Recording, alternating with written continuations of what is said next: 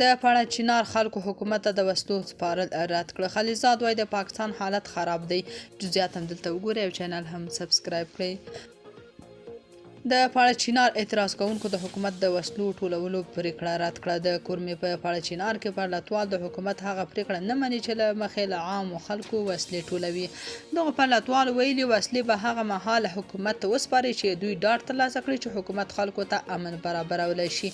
د دغو پرلتوالو په خبره حکومت له یوې خوا د شیعه او سني مشرانو ترمنځ جرګې جوړولې او له بلې خوا یې اړخیزې پریکړې کوي. د خیبر پښتونخوا د اپیکس کمیټې په کورمه سیمه کې چې په دې وروستیو کې د شیعه او سني وګړو ترمنځ د وسلوالو نښتو شاهده وه، د سولې او ثبات د برقرارۍ په موخه د ډسمبر په 20 پریکړه وکړه چې له عامو خلکو به وسلې په ځانګړې توګه درنې وسلې راټولوي. دغه پریکړه چې په خیبر پښتونخوا کې په یوې غونډه کې شوې پکې ویل شوي په سیمه کې دوامداره سوله تر هغې نشي راتلی څو مورچې او وسلې له منځه لاړې نه شي. بلخوا خلیزاد وایي د پاکستان امنیتي وضعیت ته اندېښنې وړ دی.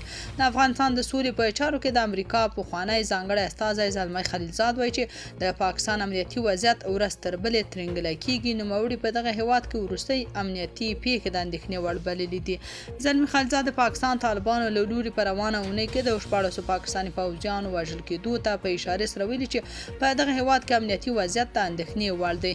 دغه جګپوړی امریکایي ډیپلوماټ پر پاکستاني پوځیانو د طالبانو دغه بریدونه د لوی ناکامۍ ترڅنګ د دغه هېواد لپاره ستر زیان بولي.